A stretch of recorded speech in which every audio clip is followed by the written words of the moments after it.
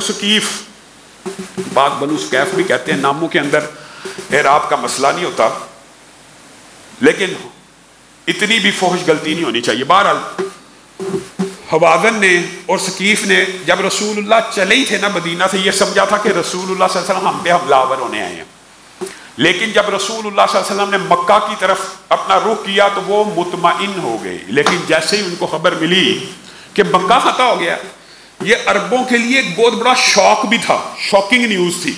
جیسے میں نے آپ کو کہا اس نیوز سے اکثر عرب نے ہدایت پکڑی، تو بعض شاکڈ بھی ہو گئے، بعض کے دلوں کو دھچکا بھی لگا۔ اکثر نے ہدایت یہ پکڑی، یہ وہ مکہ ہے جس کی حفاظت، یہ وہ خانہ کعبہ ہے، یہ وہ بیت اللہ جس کی حفاظت اللہ خود کرتا ہے۔ ابرہا کا حملہ ہوا تھا تو اللہ نے آسمان سے ابابیلوں کو بھیج دیا تھا، ہاتھی والوں کا لشکر تباہ ہو گیا تھا، تو رسول اللہ نے اگر فتح کر لیا تو رسول اللہ حق کے اوپر ہے۔ ایک تو وہ طبقہ تھا جس نے بہت بڑی تعداد میں اسلام قبول کیا، اور ایک یہ طبقہ تھا حوازن وغیرہ کا، یہ جنگجو لوگ تھے۔ انہوں نے کہا یار وہ بیت اللہ کے متولی، عبادت گزار، نہ جنگجو نہ لڑنے والے، رسول اللہ نے ان کے اوپر حملہ کر کے فتح لے لیا، تو گویا رسول ان کا یہ گمان تھا، صحیح سند سے یہ بات ثابت ہے کہ رسول اللہ صلی اللہ علیہ وسلم نے غیر جنگجو قوم کے اوپر فتح حاصل کی ہے۔ حالانکہ آپ کو پتا وہ ابو جہل، بدر، احد سب آپ کے سامنے رکھ دو، جنگجو تھے، لیکن انہوں نے یہ پراپیگنڈا کیا وہ لڑتے ہی نہیں ہے، وہ یہ بیت اللہ کے متولی تھے، ان کو لڑنا آتا ہی نہیں۔ تو مالک بن عوف نے یہ پراپیگنڈا کیا اور انہوں نے کہا رسول اللہ صلی اللہ علیہ وسلم کے ساتھ ابھی جنگ ہوئی نہیں، ان کو پتہ ہی نہیں جنگ کہتے کس کو ہیں، ان سے کبھی دلیر لوگ جنگجو لوگ لڑے ہی نہیں۔ تو اس نے اپنی دونوں قبیلوں کو، حوازن کو، ثقیف کو، اپنے حلیفوں کو اکٹھا کیا اور کہا کہ اگر ہم اس موقع سے فائدہ اٹھائیں تو ہم رسول اللہ کے اوپر جا کے حملہ کر دیں اور ان کو تحقیق کر دیں تو یقیناً ہم فتح حاصل کریں گے۔ یہ مشورہ تو اس کا بہرحال نہیں مانا گیا، لیکن رسول اللہ صلی اللہ علیہ وسلم تک جب یہ اطلاعات پہنچی کہ مالک بن عوف یہ کر رہا ہے، نوجوان تھا، 35-36 سال کا، جنگجو تھا، دلیر تھا، تو رسول اللہ صلی اللہ علیہ وسلم آپ کو پتا فوراً اقدامی جہاد کے قائل تھے، اور فوراً رسول اللہ صلی اللہ علیہ وسلم نے پلاننگ کی کہ 10,000 صحابہ کے ساتھ آیا ہوں تو ان کو جا کے سبق سکھلایا جائے کہ ہمارے پہ حملے کی سوچ رہے ہیں، آپ تو ہم فاتح مکہ ہو چکے ہیں، آپ تو ہماری ریاست پورے عرب میں اسٹیبلش ہو گئی ہے، کیونکہ بنیادی مقام آپ یہ سمجھے دار الخلافہ عرب کا مکہ تھا، وہ فتح ہو گیا، سمجھے پورا عرب فتح۔ تو رسول اللہ کے اور صحابہ کے دماغ میں بھی یہ تھا کہ اب عرب میں ہماری حکومت ہے، تو ساتھ ہی چند کلومیٹر کے فاصلے کے اوپر طائف کے قریب حنین میں میرے خلاف اتنی بڑی سازش ہو رہی ہے اور ہمارے پہ حملہ کرنے کا سوچ رہے ہیں۔ تو رسول اللہ صلی اللہ علیہ وسلم لشکر لے کے نکلے، تو رسول اللہ صلی اللہ علیہ وسلم کا لشکر جب مکہ میں داخل ہوئے تھا کتنے بندوں کا تھا؟ 10,000۔ یہاں سے جب حنین نکلے تو کتنے بندوں کا تھا؟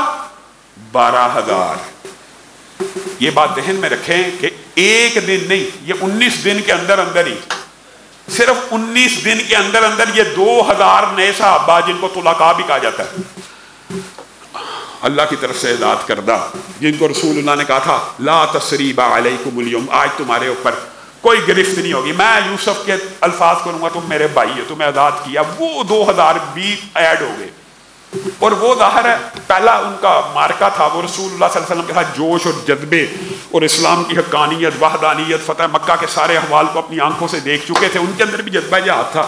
رسول اللہ صلی اللہ علیہ وسلم نے جب حنین کا اعلان کیا یہ 2,000 بھی ساتھ ہو گئے، لیکن ان 2,000 نے جلدی کی نہیں، نہ اسلحے کی تیاری، نہ صحیح مال و اسباب۔ بعض لوگوں کے بارے میں آتا ہے وہ اتنے جوش میں نکلے کہ ان کے پاس لکڑی بھی نہیں تھی لڑنے کے لیے، لکڑی کے بھی بغیر چل پڑے کہ بس لڑنا ہے رسول اللہ صلی اللہ علیہ وسلم کے ساتھ جا کے۔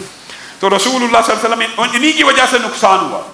رسول اللہ صلی اللہ علیہ وسلم کے ساتھ یہ 12,000 کا لشکر جب پہنچا تو مالک بن عوف نے جو پلاننگ کی وہ تاریخ میں سیرت کے ابواب کے اندر اس پلاننگ کو بڑا تفصیل سے بیان کیا جاتا ہے کہ سب سے پہلے اس نے اپنی قوم سے خطاب کیا اور اس نے کہا میں جنگ کرنا چاہتا ہوں اقدامی آگے بڑھ کے۔ درید بن سما جو ان کا بوڑھا جرنیل تھا، 80 سال پلس اس کی عمر تھی، اس نے کہا نہ بنو کلاب تیرے ساتھ ہے اور نہ دوسرا قبیلہ تیرے ساتھ ہے، تو بنو کعب اور کلاب دونوں ہی تیرے ساتھ نہیں جو جنگجو اور بہادر ہیں، اگر وہ حوازن کا ساتھ نہیں دے رہے تو اس جنگ میں حوازن کی فتح نہیں ہو سکتی. تو اس نے کہا ہم 24,000 ہیں, وہ 10-12,000 ہیں, ڈبل کا فرق ہے.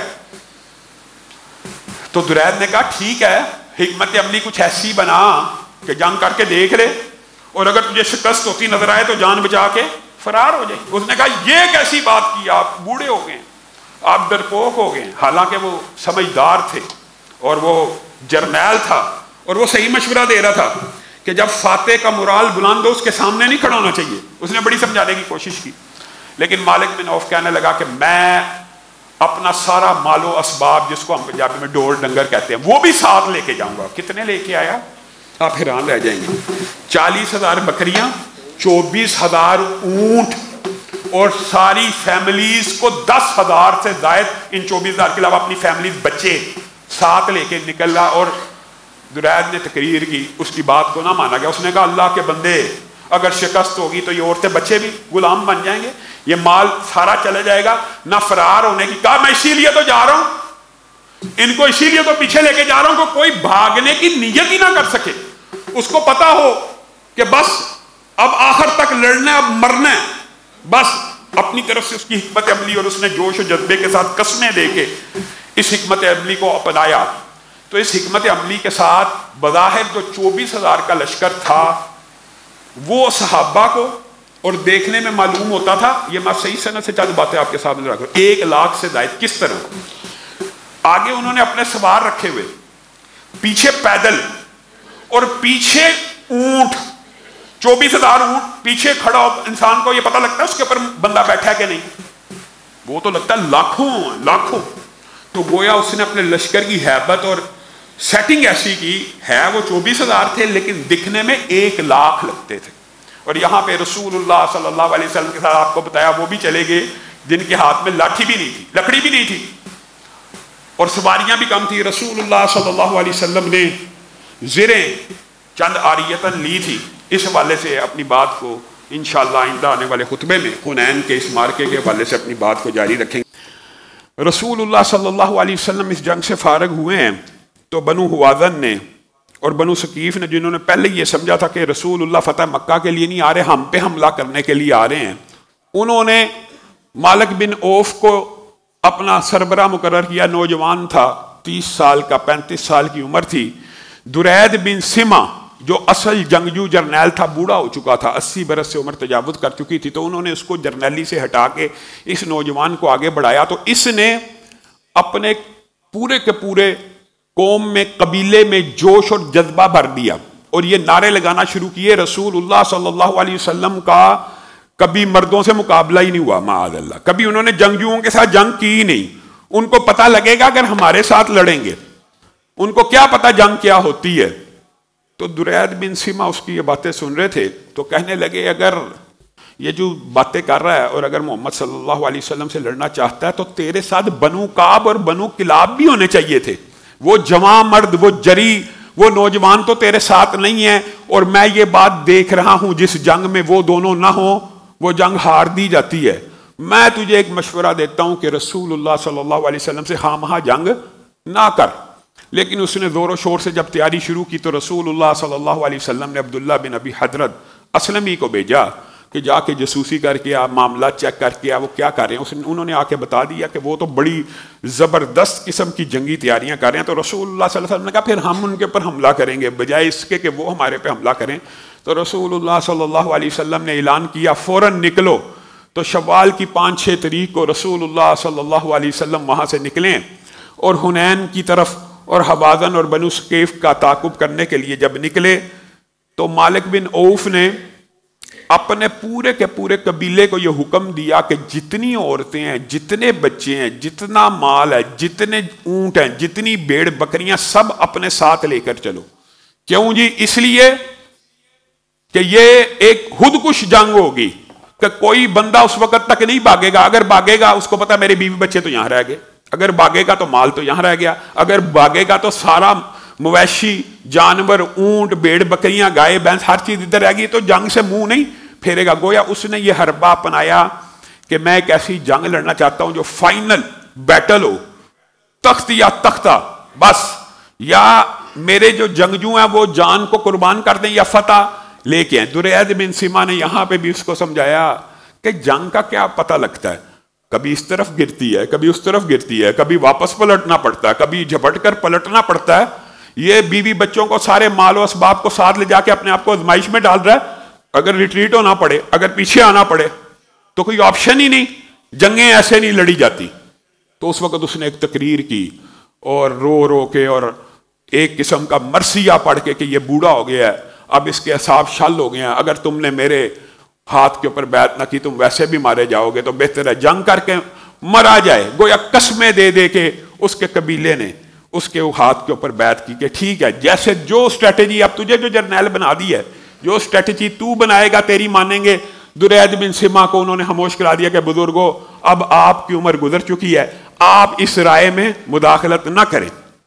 جب رسول اللہ صلی اللہ علیہ وسلم کے لشکر کے قریب آنے کی خبر پہنچی تو اس نے اعلان کیا، مالک بن عوف نے، کہ اپنی نیاموں کو توڑ دو۔ یہ عربوں کی ایک خاص محاورہ عربی میں کہا جاتا ہے، اپنی نیاموں کو توڑ دو، یعنی تلوار جس نیام میں جاتی ہے ان کو توڑ دو۔ کیوں توڑ دیا جائے؟ کہ اب یہ تلواریں باہر آ چکی ہیں، یہ اپنی میان میں واپس بھی نہیں جائیں گی جب تک دشمنوں کی گردنوں کو کاٹ نہیں دیا جاتا۔ گویا وہ اپنی جو قبیلہ اور کنبہ اس کے جذبات کو ابھار رہا ہے، اور بڑی زبردست اس نے پلاننگ کی، سب سے آگے سوار، پھر پیدل، اور پھر پیچھے 24,000 اونٹ ان کے اوپر مال تھا۔ دیکھنے میں وہ 24 سے 28,000 اونٹ ایسے لگتے تھے جیسے 24,000 بہت بڑی تعداد ہوتی ہے اور ایک لشکر کے پیچھے ہوں، کل لشکر کی تعداد بھی 24,000 تھی اور پیچھے اونٹ کی تعداد بھی 24,000 تھی، اور اس کے پیچھے بھیڑ بکریوں کی تعداد 40,000 تھی۔ جب وہ لشکر چلا تو دھول مٹی گرد، 24,000 اونٹ، 24,000 آگے۔ تو بہرحال مسلمانوں کے ذہن میں یہی خیال آیا یہ کم و بیش 1,00,000 سے اوپر کا لشکر ہے، کیونکہ دور سے اندازہ نہیں ہوتا کہ اونٹ کے اوپر بھی بندہ بیٹھا ہوا ہے یا نہیں بیٹھا ہوا۔ ایک سائز نے 10 اونٹ پکڑے ہوئے ہیں کہ ہر اونٹ کا الگ ایک بندہ نگران ہے۔ گویا حکمت عملی کے لحاظ سے اس نے بڑی زبردست پلاننگ کی۔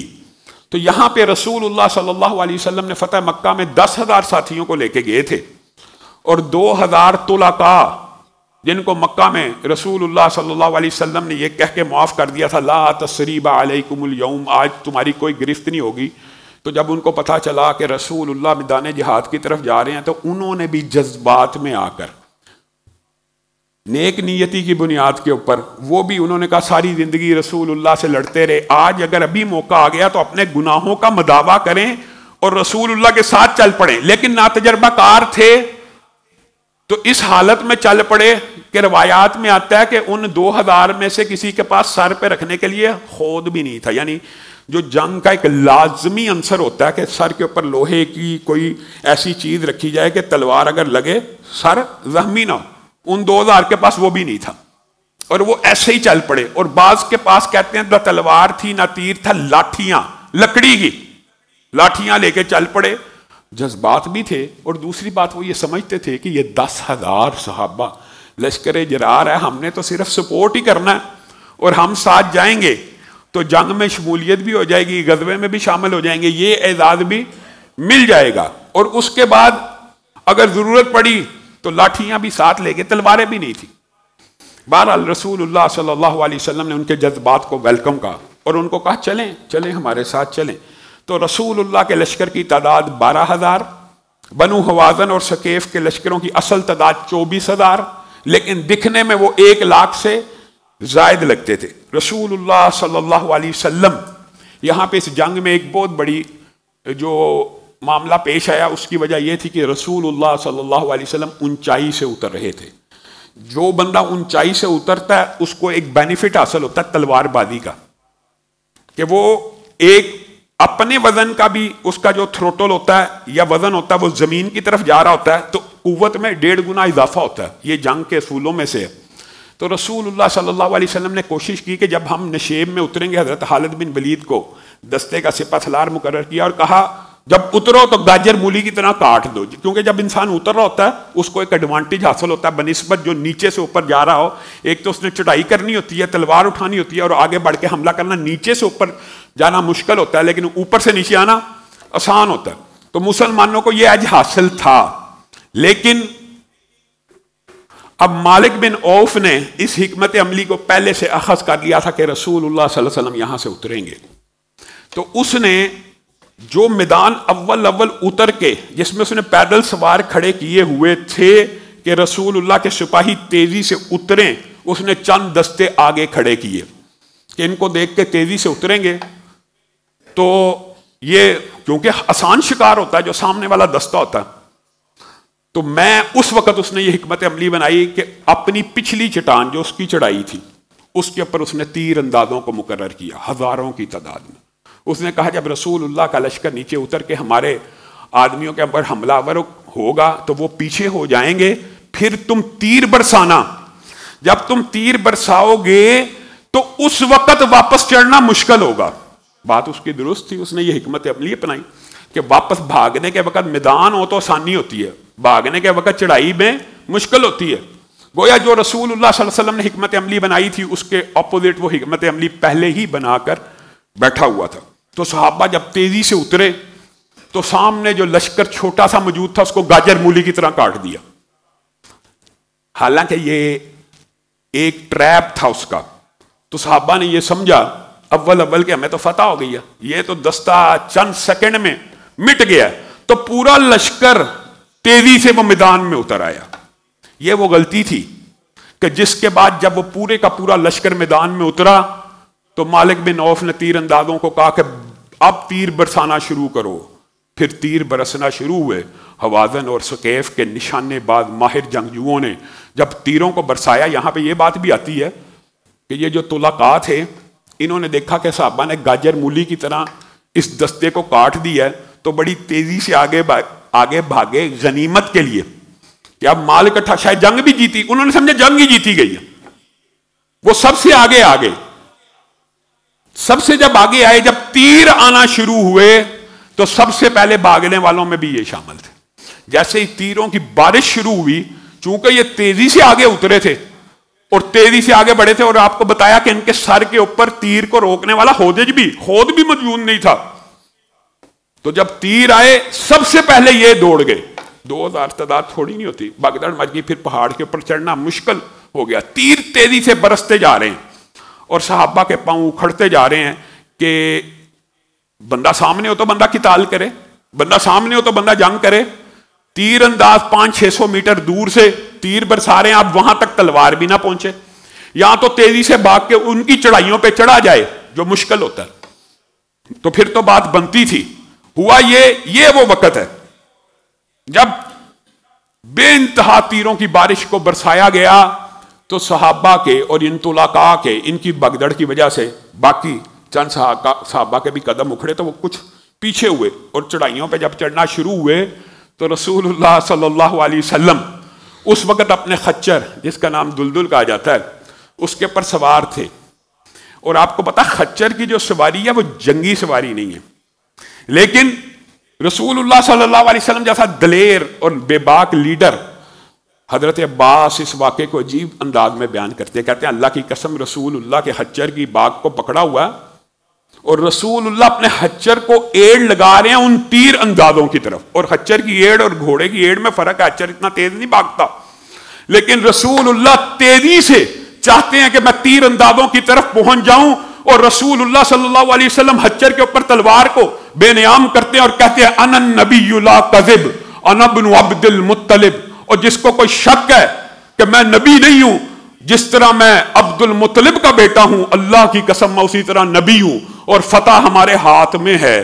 اور چچا عباس کہتے ہیں جس وقت نبی کریم یہ شعر پڑھے تھے اتنی دیر تک سارے صحابہ تیروں کی بچنے کی وجہ سے کچھ پیچھے ہٹ چکے تھے، اکیلے رسول اللہ صلی اللہ علیہ وسلم کے ارد گرد چند گنتی کے صحابہ باقی رہ گئے تھے، لیکن جب رسول اللہ نے تلوار کو بے نیام کیا اور اس شعر کو پڑھا انا النبی لا کذب انا ابن عبد المطلب، اور مجھے کہا عباس آواز دو، اللہ کے رسول کس کو آواز دو؟ بیعت رضوان والوں کو آواز دو، موت کے ہاتھ پہ بیعت کرنے والوں کو آواز دو۔ چچا عباس کہتے ہیں میری آواز بہت اونچی تھی، میں نے کہا کہاں پہ ہیں اصحاب السمرہ، کہاں ہیں بیت الرضوان والے، کہاں ہیں موت کے اوپر بیعت کرنے والے؟ کہا اللہ کی قسم وہ 1400 ایسے پلٹے جس طرح جانوروں کے بچے اپنی ماؤں کی طرف پلٹتے ہیں، اور رسول اللہ صلی اللہ علیہ وسلم کے ارد گرد آ کے رسول اللہ کی قیادت میں. اور آپ حیران رہ جائیں گے، حضرت علی کا اس بارے میں عجیب قول ہے کہ جس وقت حوازن اور ثقیف کے تیروں کی برکھا برس رہی تھی اور کسی کو سر چھپانے کی مہلت نہیں تھی مل رہی، اور رسول اللہ یہ شعر پڑھے تھے انا النبی لا کذب انا ابن عبد المطلب، اور رسول اللہ اس تیزی سے تلوار چلا رہے تھے کہ میں علی بھی اس دن رسول اللہ کی اوٹ میں ان تیروں سے بچ رہا تھا.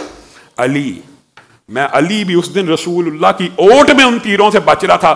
رسول اللہ اتنی تیزی سے تلوار چلا رہے تھے. جب بیت رضوان والوں کو پکارا وہ 1400 آئے، کہا اب پکارو خزرج والوں کو، اب پکارو انصار کو، اب پکارو میرے صحابہ کو.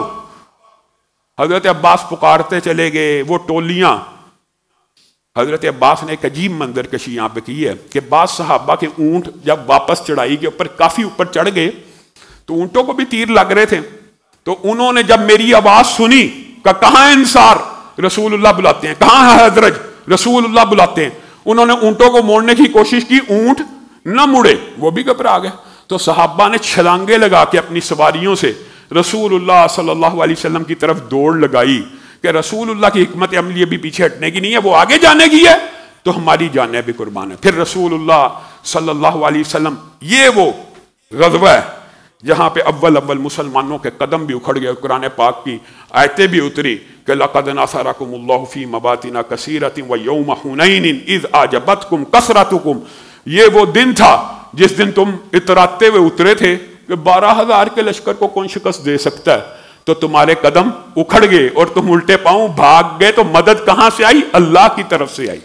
اور رسول اللہ صلی اللہ علیہ وسلم جس تیزی سے آگے بڑھے، صحابہ رسول اللہ کی یہ جرت ہمت دیکھ کے آپ کے جب شانہ بشانہ ہوئے تو آسمان سے فرشتوں کا بھی نزول ہوا. جبیر بن مطعم کی حدیث ہے، دیگر صحابہ کی حدیث ہے کہ ہم نے آسمان سے ایک کالی چادر کو، جبیر کہتے ہیں آسمان سے کالی چادر کو میں نے دیکھا. کالی چادر، وہ کالی چادر آہستہ آہستہ جب نیچے آئی تو چونٹیوں میں بدل گئی، اور میں نے زمین پہ دیکھا ہر طرف کیڑے اور چونٹیاں. تو مجھے سمجھ آ گئی اللہ کی مدد فرشتوں کی شکل میں آ چکی ہے. اور پھر کفار خود بیان کرتے ہیں کہ ہم رسول اللہ صلی اللہ علیہ وسلم کی طرف بڑھتے تھے جب رسول اللہ اکیلے رہ چکے ہوئے تھے اور چند صحابہ صرف ارد گرد تھے، اور صحابہ رسول اللہ کی اوٹ میں تھے. سارے جرنیل صحابہ اس دن رسول اللہ کی اوٹ میں کھڑے تھے کہ رسول اللہ ہمارا دفاع کر رہے ہیں. تو اس وقت ہم نے دیکھا کہ خوبصورت نوجوان، جس وقت رسول اللہ صلی اللہ علیہ وسلم نے مٹھی کے اندر مٹی کو اٹھایا اور کافروں کی طرف پھینکا، شاہت الوجوہ، چہرے بگڑ جائیں، تو ہم نے دیکھا کہ خوبصورت نوجوان گھوڑوں کے اوپر بیٹھے ہوئے ہمیں کہہ رہے ہیں تمہارے چہرے بگڑ جائیں گے، پلٹ جاؤ پلٹ جاؤ. خود شیبہ بن عثمان بیان کرتے ہیں خود کہ میں رسول اللہ کے اتنی قریب پہنچ گیا کہ رسول اللہ نے مجھے دیکھ لیا اور میں بدر میں بدلہ لینا چاہتا تھا بدر کا. اب یہ دیکھیں، ایک نبی ہے، پیغمبر ہے، حالت جنگ میں ہے. شیبہ بن عثمان کو دیکھا، اس شیبہ خود بیان کرتے ہیں کہ میں رسول اللہ صلی اللہ علیہ وسلم کی طرف آگے بڑھا، مجھے آگ کا ایک شعلہ نظر آیا. تو رسول اللہ نے مجھے پوچھا کیا دیکھتے ہو؟ کہا آگ کا ایک شعلہ دیکھتا ہوں. تو رسول اللہ صلی اللہ علیہ وسلم نے حالت جنگ میں ہاتھوں کو اٹھایا، اللہ شیبہ کو ہدایت دے دے، اللہ شیبہ کو ہدایت دے دے. کہا پھر میں آگے بڑھا تو چتکبرے گھوڑے نظر آئے. رسول اللہ نے مجھ سے پوچھا شیبہ کیا دیکھتے ہو؟ اب کہا چتکبرے گھوڑے ہیں. رسول اللہ نے کہا کیا مطلب؟ یہ گھوڑے تو صرف کافروں کو نظر آتے ہیں، اللہ اس کو ہدایت دے دے، اللہ اس کو ہدایت دے دے کہ ابھی تک یہ گھوڑے تو کافروں کو نظر آتے ہیں. کہا جب یہ رسول اللہ صلی اللہ علیہ وسلم نے دعا کی دوسری دفعہ تو ساتھ ہی دل کی کیفیت بدل گئی. حالت جنگ میں رسول اللہ سے جنگ کرنے کے لیے آ رہا ہے اور رسول اللہ دعا دے رہے ہیں. چتکبرے گھوڑے دیکھیں، آگ کا شعلہ دیکھا، رسول اللہ نے دعا دی ہے، دل کی کیفیت بدل گئی. جیسے ہی دل کی کیفیت بدلی تو رسول اللہ کہنے لگے شیبہ جا، اب میں محمد صلی اللہ علیہ وسلم کی طرف سے لڑ. تو میں لڑتا ہوا کافروں کی صفوں میں گھس گیا. یہ اب کافروں کے جو جرنیل ہیں ان کی یہ گواہیاں، خود شیبہ کی گواہیاں کہ اس طرح کے اللہ تعالیٰ نے واقعات کے ذریعے مدد کی. اور رسول اللہ صلی اللہ علیہ وسلم نے ایڑ لگا کر جب اپنے خچر کو آگے بڑھایا، صحابہ بھی آہستہ آہستہ پیچھے. رسول اللہ صلی اللہ علیہ وسلم چڑھائی چڑھتے ہوئے تیر اندازوں کے سر کے اوپر پہنچ گئے اور ان کے ساتھ جنگ کرنے لگے اور تیزی سے ان کو قتل کرنے لگے. تو تو اتنی دیر میں پیچھے سے صحابہ کا لاؤ لشکر بھی آ گیا، تو وہ تیر انداز سارے کے سارے جب مارے گئے تو اصل اس کی پلاننگ تیر اندازوں کی تھی. جو ہراول دستہ تھا وہ تو پہلے ہی کٹ گیا، انہوں نے دوڑنا شروع کر دیا. جیسے ہی تیر انداز قتل ہوئے انہوں نے تیزی کے ساتھ واپس الٹے پاؤں الٹے قدموں دوڑ لگانا شروع کر دی. تو درید بن سما کی باتیں ان کو یاد آنے لگی. اب ہم دوڑے ہیں، 24,000 اونٹ کو کیسے لے کے جائیں، 40,000 بکریوں کو کیسے واپس لے کے جائیں، یہ عورتیں اور بچے ہیں ان کو کیسے واپس لے کے جائیں. تو انہوں نے بد دلی کے ساتھ حالات ابتر ہونے کے باوجود جنگ کرنے کی کوشش کی. اب مجبوری تھی، حالانکہ جنگوں کا اصول ہوتا ہے کہ ابھی کوئی غالب آ جائے تو بھاگ جاؤ، دوبارہ تیاری کرو، واپس آ جاؤ. لیکن اس کی نادانی کی وجہ سے حوازن، ثقیف اور بڑے بڑے قبیلوں کے سینکڑوں ہزاروں نوجوان اس جنگ میں کام آ گئے کہ وہ پورا مال اسباب بیوی بچوں کے ساتھ شامل تھے. اب لڑے بغیر چارہ ہی کوئی نہیں تھا. تو درید بن سما نے اس وقت بھی اپنے نوجوانوں سے خطاب کر کے کہا چھوڑو، دوبارہ جنگ کا موقع ملے گا، نکلو. تو وہ ایک بہت بڑی تعداد نوجوانوں کی اور اپنے سپاہیوں کی لے کر نکل گیا. اور اس تعاقب کو جنگ اوتاس کہتے ہیں، جو آئندہ آنے والے خطبے میں آپ کے سامنے رکھیں گے. وہ ان لوگوں کو کچھ کو بچا کے لے گیا. اور رسول اللہ صلی اللہ علیہ وسلم نے عبداللہ بن ابی حضرت اسلمی کی مخبری کے اوپر یہ بات کہہ دی تھی. کیا کیا ہے؟ یہ مسلمانوں کے لیے مال غنیمت ہے. اب حدیث کی حجیت کے اوپر اندازہ کیجئے، تلقا غنیمت المسلمین. رسول اللہ صلی اللہ علیہ وسلم نے جب انہوں نے کہا نا 24,000 اونٹ ہیں، 40,000 بکریاں ہیں، 6,000 عورتیں اور بچے ہیں، تو رسول اللہ نے ایک جملہ کہا تھا، اے عبداللہ یہ کل کے دن مسلمانوں کے لیے مال غنیمت ہے. اب مال غنیمت کی گنتی ہونا شروع ہوئی. سبحان اللہ. مال غنیمت کی گنتی ہوئی تو 24,000 میں سے ایک اونٹ بھی کم نہیں تھا. جو رسول اللہ نے کہہ دیا یہ مال غنیمت ہے، وہ پورے کا پورا مال غنیمت بن گیا. 24,000 اونٹ اس جنگ میں مسلمانوں کے ہاتھ لگا، 40,000 بکریاں ہاتھ لگیں، 6,000 عورتوں اور بچوں کو قیدی بنا لیا گیا. اب آپ اس جنگ کو اس کی عقل مندی کہیں گے کہ بے وقوفی کہیں گے کہ سارا کچھ لے کے میدان جنگ میں کود پڑا. اب یہاں پہ بنت ملحان نے رسول اللہ صلی اللہ علیہ وسلم کے سامنے ایک تجویز پیش کی اور کہنے لگی یہ جو طلقاء ہیں 2,000، اللہ کے رسول ان کو قتل کر دیجیے. عورتیں بھی ایسی تھی اس دور، اللہ کے رسول ان کو قتل کر دیجیے. کیوں؟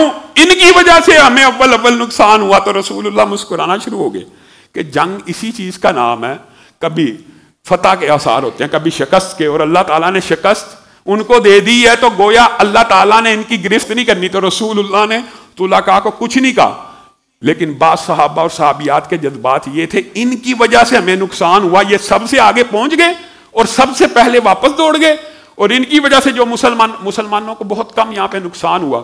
گنتی انگلی کے اوپر گننے بعض صحابہ شہید ہوئے. اگرچہ بھگدڑ سے ایسے محسوس ہوتا ہے بعض لوگوں نے کہ جیسے بہت بڑا نقصان، نہیں، وہ بھگدڑ تھی. وہ واپس گئے، پلٹ آئے، نقصان مسلمانوں کی شہادتیں بہت کم ہوئی. لیکن بنت ملحان نے رسول اللہ صلی اللہ علیہ وسلم کو یہ تجویز پیش کی کہ ان کو قتل کر دیا جائے. تو رسول اللہ صلی اللہ علیہ وسلم نے ان کی تجویز سے اتفاق نہیں کیا. اس کے بعد آنے والے جو چند واقعات ہیں اس کے بعد جنگ اوتاس کی طرف بڑھیں گے. اللہ رب العزت جو کہا گیا، جو سنا گیا، اس کو سمجھنے کی توفیق عنایت فرمائے.